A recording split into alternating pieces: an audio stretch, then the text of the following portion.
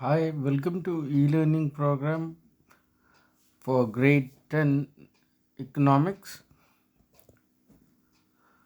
We'll be studying chapter 8. We'll be starting a new chapter that is Lifeline of National Economy, and I am your mentor Ajit Kumar. So let's start. Hi, and let's start. Chaliye.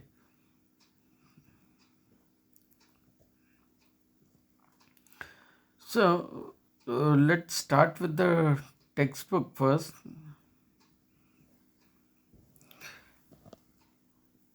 We have already seen different aspects of production minerals manufacturing को देखा हमने, minerals की availability को देखा।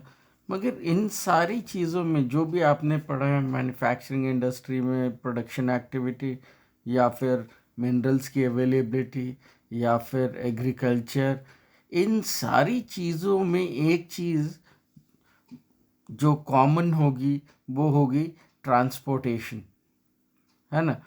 तो sorry, be it your manufacturing industry, if you have a manufacturing industry and you are producing a finished good, then in that case you will need transportation of raw material to the industry, then transportation of finished good to the market.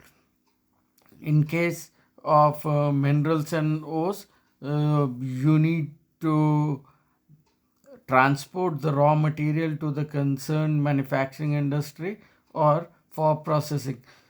और in case of agriculture, अब agriculture की भी बात कर लेते हैं, उसको हम क्यों छोड़े। तो एग्रीकल्चर में again you will need transportation for reaching out to the farms with fertilizer, insecticide, pesticide. Then again, once this entire farming cycle is complete, you are ready with the harvest, then again you will need transportation to transport the agricultural produce to the market. So जब हम ये सारी चीज़ें जो अब तक हमने पढ़ी हैं उनको अगर क्लोजली एनालाइज करें तो will find one thing that is paramount और very important in this is transportation. For every requirement of ours will need a transportation. अगर मैं बोलूँ कि मेरा खाना पीना से लेके टेक्स्ट बुक, लैपटॉप, हर चीज़ में कहीं ना कहीं ट्रांसपोर्टेशन इन्वॉल्व है, राइट। तो यही हमारे लिए लाइफलाइन बनेगी इकोनॉमी की। चलिए देखते हैं यहाँ text book, what text book has to से।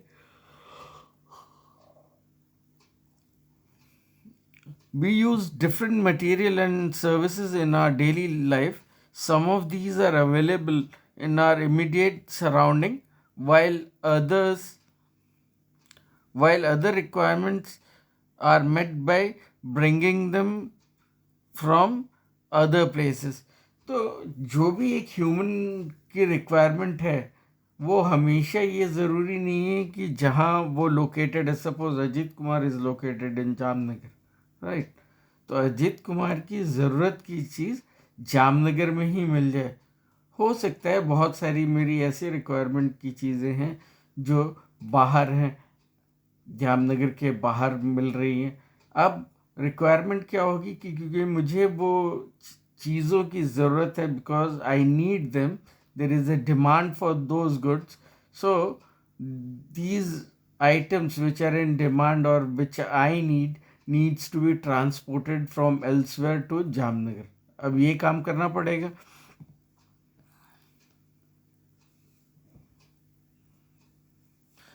Goods and services do not move from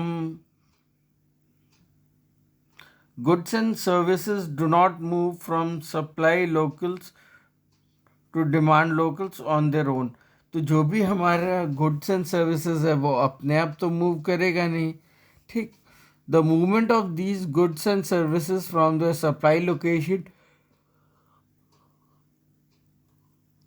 to demand location, from supply location to demand location, necessitates the need for transport. अगर किसी एक जगह पे सपोज अहमदाबाद में एक आइटम प्रोड्यूस हो रहा है और उसकी रिक्वायरमेंट रिलायंस इंडस्ट्री जामनगर में है, तो वो गुड अहमदाबाद से अपने आप रिलायंस जामनगर तक नहीं पहुंचेगा, will have to arrange for transportation, है ना।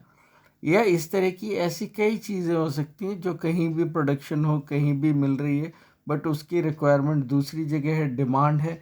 तो इस सप्लाई और डिमांड को फुलफ़िल करने के लिए, मैच करने के लिए विल नीड ट्रांसपोर्ट, ताकि जो मेरी यहाँ पे अहमदाबाद में सप्लाई है और डिमांड है मेरा जामनगर रिलायंस में, तो ये डिमांड एंड सप्लाई को हम फुलफ़िल करना है, क्योंकि डिमांड एंड सप्लाई के जो लोकेशंस हैं वो डिस्टेंट हैं, काफ़ी दूर पे हैं, एक दूसरे से दूरी पे हैं, तो यहाँ पे हमें ज़रूरत पड़ेगी ट्रांसपोर्टेशन की। These are known, some people are engaged in facilitating this movement, और एज ए एम्प्लॉयमेंट बेसिस पे देखें तो कुछ लोग इसी काम में इन्वॉल्व हैं जो अरेंज कर रहे हैं ट्रांसपोर्ट का, फिनिश्ड गुड को सप्लायर से लेके जिसको ज़रूरत है वहाँ तक पहुँचाने के लिए, मार्केट्स तक पहुँचाने के लिए, रिटेल शॉप्स तक पहुँचाने के लिए। तो कई लोग इसमें इन्वॉल्व हैं, जैसे हमारे ट्रांसपोर्ट बिजनेस वाले, मोरबी में भी बड़ा ट्रांसपोर्ट बिजनेस का हब है। These are known to be traders who make the transportation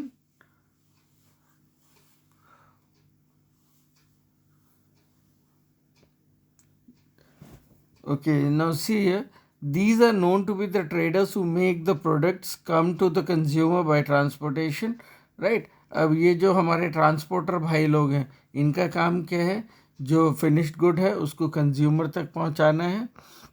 Thus the pace of development of a country depends on the production of goods and services as well as their movement over the space. Therefore, efficient means of transport as prerequisite for fast development.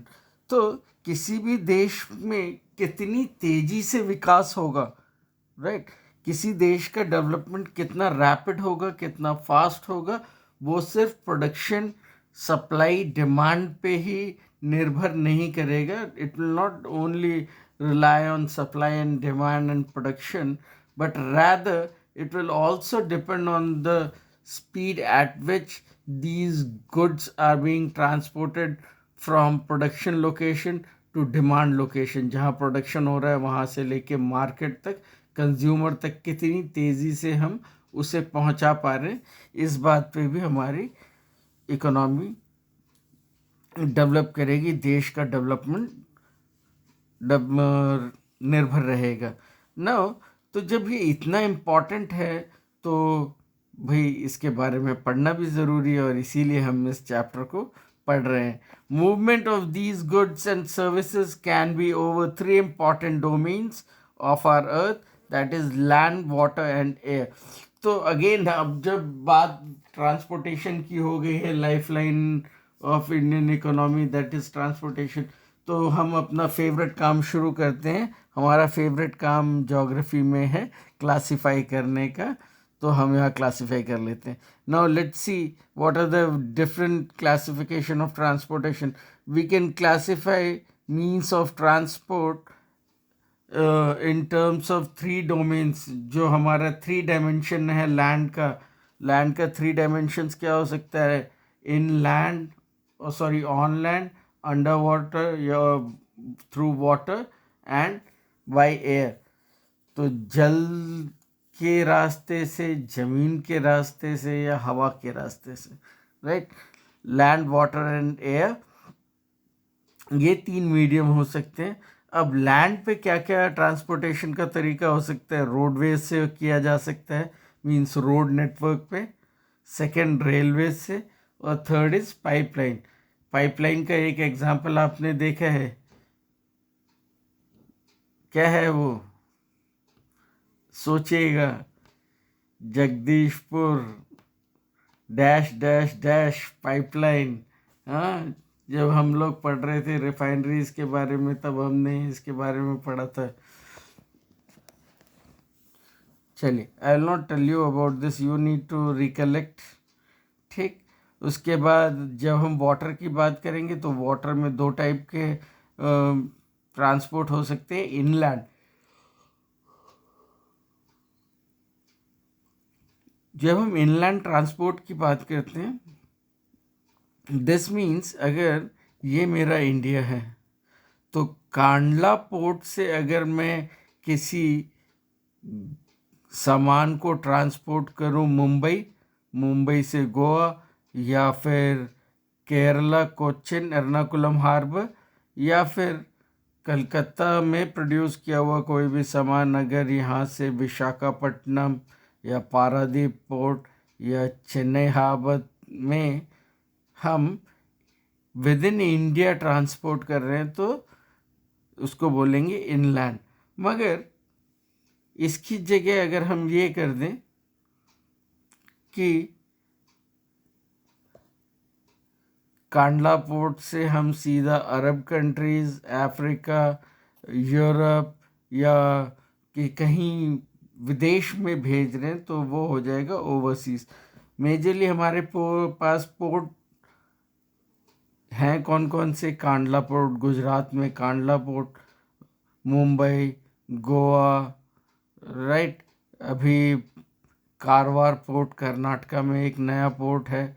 फिर उसके बाद Ernakulam in Kerala, then Chennai harbour, Tuticorin, then Visakhapatnam Paradip port, then again Calcutta का diamond harbour. तो इस तरीके से हमारा पूरा ports associated, and I have been fortunate enough to visit all these ports अपने नेवल करियर में। जब मैं नेवी में था, नेवल करियर में मैंने ये सारे के सारे पोर्ट्स, अभी हम यहाँ पे इसकी बात कर रहे हैं, इससे थोड़ा सा ऊपर जाएंगे तो पोरबंदर में एक हार्बर है। तो ये सारे के सारे हार्बर्स मैंने टच किए हैं अपने लाइफ में, राइट। चलिए,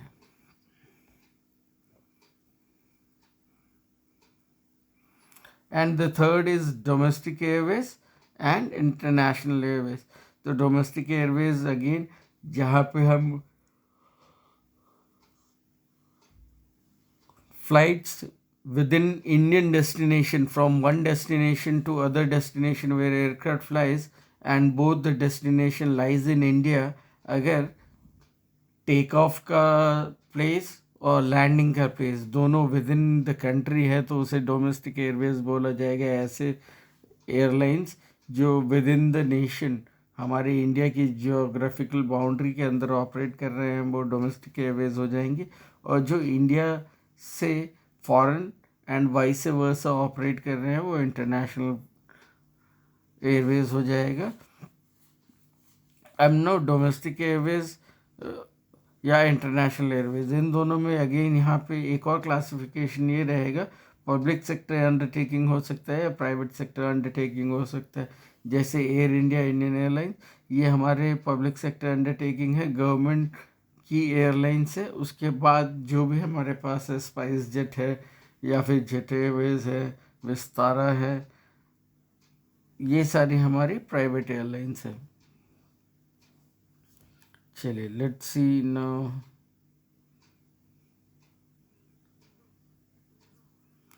For long time, trade and transport were restricted to limited space.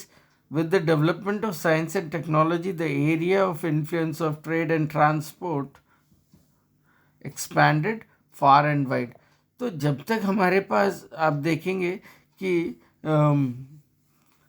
Technology का एडवेंट नहीं था तो ट्रेड एंड ट्रांसपोर्ट बहुत ही लिमिटेड स्पेस तक रिस्ट्रिक्टेड था। जहाँ तक हमारे, अगर आप ये मान लीजिए कि जब तक इंसान को नेविगेशन नहीं आता था, सी में नेविगेट करना या शिपिंग का काम नहीं मालूम था, एक पोर्ट से दूसरे पोर्ट तक वो नेविगेट नहीं कर पाता था, तो उस टाइम एक ही मोड ऑफ ट्रांसपोर्टेशन था, that was by road, right. इसीलिए आप देखते थे कि इंडिया पे इन्वेशन, इंडिया को जो इन्वेड किया जाता था वो ज़्यादातर कहाँ से होता था, मिडल ईस्ट की तरफ से, अफ़गानिस्तान के आगे से, ईरान से फॉरेन रूलर्स आके इंडिया को इन्वेड करते थे। बट जब तक नेविगेशन, सी रूट से नेविगेशन पॉसिबल नहीं था, तब तक इधर से इन्वेशन होता था। जैसे ही they human learn to navigate through sea route, तो बाकी आइलैंड्स पे, नेशंस पे इन्वेशन शुरू हुए सी रूट से। जैसे ब्रिटिशर्स का आना, ये सब पॉसिबल हो पाया, क्यों? क्योंकि टेक्नोलॉजी डेवलप हुई, नेविगेशन सीखा, शिप बने, है ना, कॉम्पासेस बने, कॉम्पास बना तब जाके नेविगेशन शुरू हुआ। तो इस तरह की चीज़ें टेक्नोलॉजी के साथ एक्सपैंड करती हैं। With the development of science and technology, the area of influence of trade and transport, जब ट्रांसपोर्ट होगा तो साथ में ट्रेड भी होगा। भाई इंसान खाली तो जाएगा नहीं, यहाँ का जो उसका सामान है, सपोज मैं एक ट्रेडर हूँ और मेरे पास कहीं दूसरे देश के लिए मैं नेविगेट कर रहा हूँ, तो खाली तो अपना शिप लेके नहीं जाऊँगा।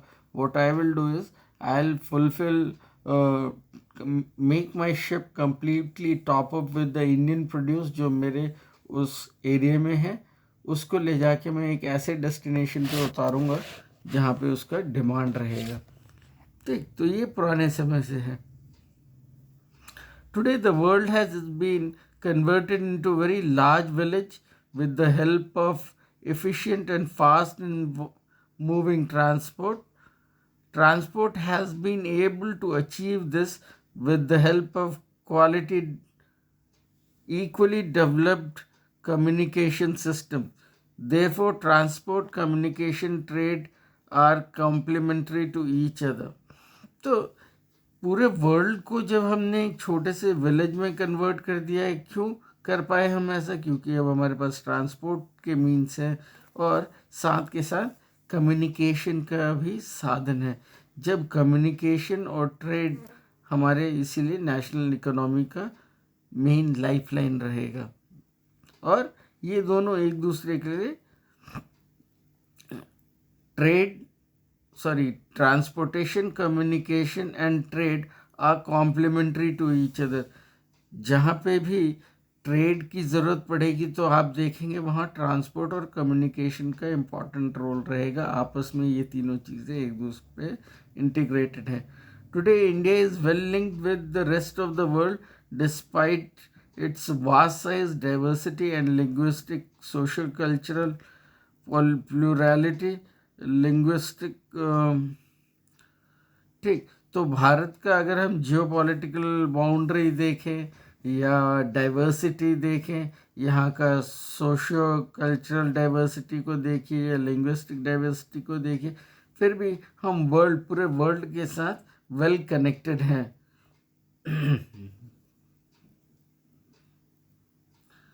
रेलवेज, एयरवेज, वाटरवेज, newspapers,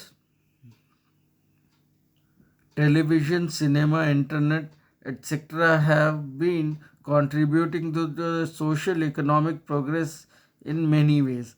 तो किसी भी एरिया में अगर आप देख रहे हैं कि वहाँ पे सोशियो इकोनॉमिक चेंज आ रहा है, मीन सामाजिक और आर्थिक चेंज आ रहा है, तो उसके पीछे ये सारे कारण हो सकते हैं।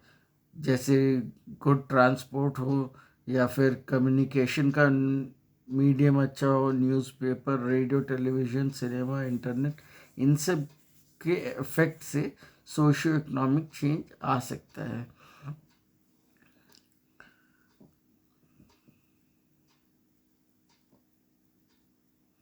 The traders from local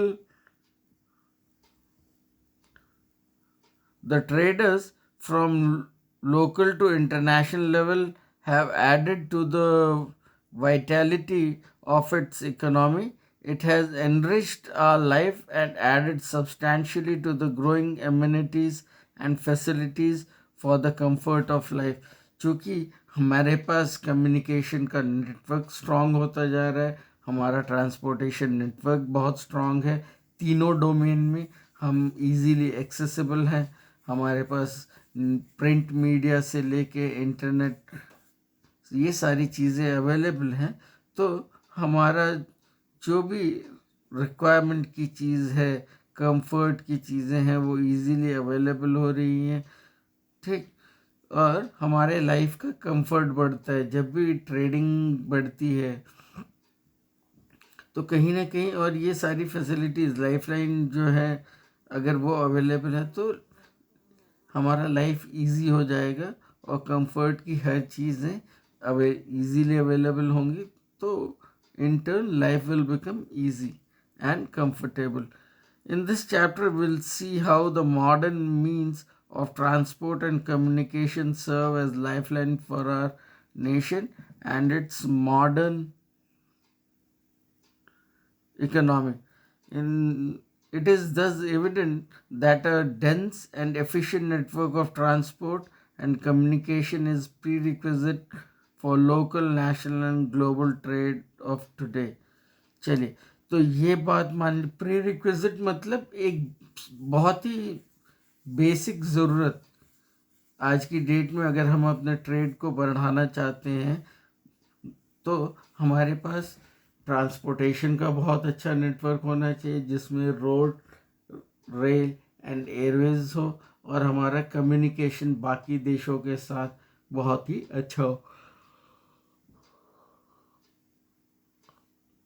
अगर ये सारी चीज़ें हमारे पास हैं तो हमारा ट्रेड ग्रो करेगा, इकोनॉमी ग्रो करेगा, इंटर्न कंट्री का डेवलपमेंट का रेट या पेस बहुत ही फास्ट होगा।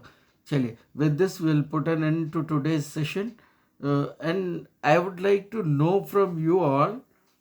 You can ping me on my WhatsApp regarding the status of DP Chapter 7, that is Outcome of Democracy. Have we completed this? Because I am in a sort of dilemma since all the videos have already been deleted. I want few honest answers whether we have done Chapter 7. Thank you. With this, we'll wind up this session. Chaliye, bye bye.